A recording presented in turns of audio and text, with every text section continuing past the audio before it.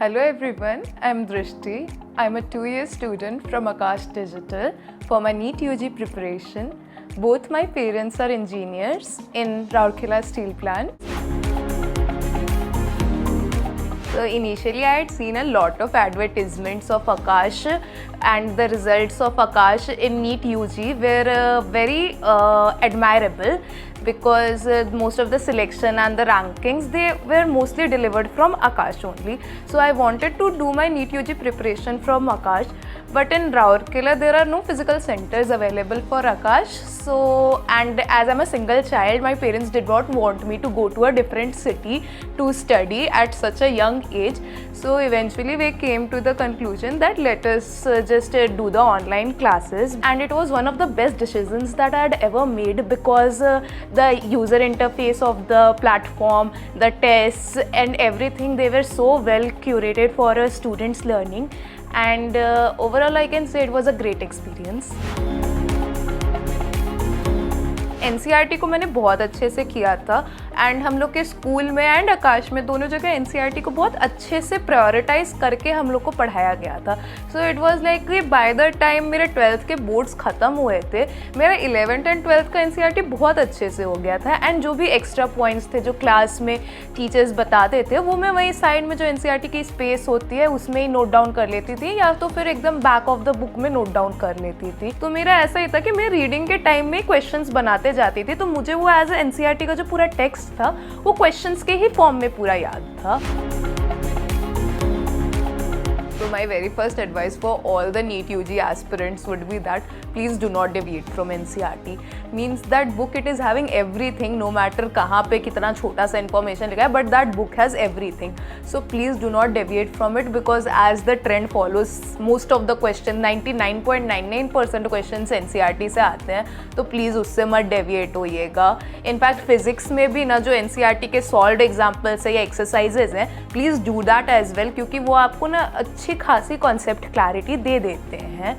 So and अगर NCERT करने के बाद if you want to go for any external source of information, Aakash के पैकेजेस आर इनफ. इससे ज़्यादा इधर उधर डेविएट होने का कोई मतलब नहीं है because that will eventually just and up in confusion. And my second advice is that कि अगर आप लोग आकाश डिजिटल के क्लासेस ले रहे हैं तो प्लीज़ अटेंड द क्लासेस. जैसे मैं अपनी बात बोलूँ, मैं लाइक मे बी अगर मैं कंटिन्यूसली नोट्स नहीं बना रही हूँ, I am having a habit to listen very carefully. Like अगर आप बहुत अच्छे से ध्यान दे करके अटेंटिवली आप क्लासेस अटेंड कर रहे हो और सुन रहे हो ना, you are already going to retain at least 60 to 70% of that information.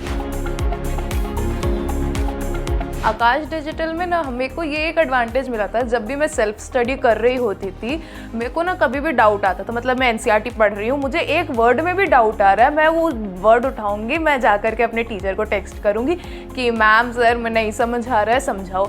And like most of that मेरा हैबिट था कि मैं क्लास में ही डाउट्स पूछ लूँगी, एंड उसके बाद फिर जब रिविजन्स कर रहे हैं या टेस्ट दे रहे हैं तब कोई डाउट्स आ रहे हो तो उसमें ऐसा होता है कि हम we are having the facility to book 1-to-1 doubt session. तो जितने जो लोग इंट्रोवर्टेड है और the people who are like quite shy to ask in the class, this is a very great facility for all of them.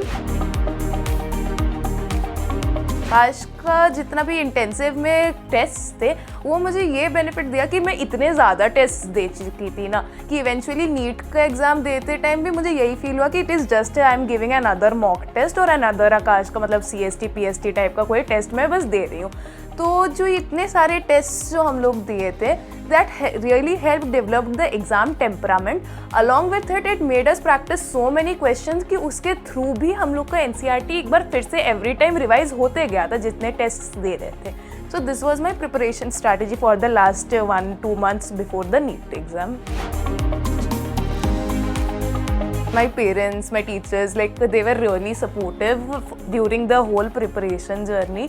कि कैसे अगर मेरे को कभी भी ऐसा लो फील होता था फॉर एनी रीज़न, टेस्ट में मार्क्स कम आ गए, ज़्यादा देर बैठ के पढ़ नहीं रही हूँ, या फिर मतलब मेंटली बहुत ज़्यादा ओवरवेलमिंग हो रहा है इतना ज़्यादा पढ़ाई क्योंकि मुझे हैबिट नहीं है इतना पढ़ने का, तो they were really supportive and मतलब बहुत मोटिवेट करते थे कि हाँ पढ़ो, it's okay, it's just for a short while of time. And मतलब they were always even like study के बेसिस पे भी हो गया या कोई ऐसे नॉर्मल एडवाइस के भी बेसिस पे, so all of them were very supportive during the entire journey and I am really grateful to them for that.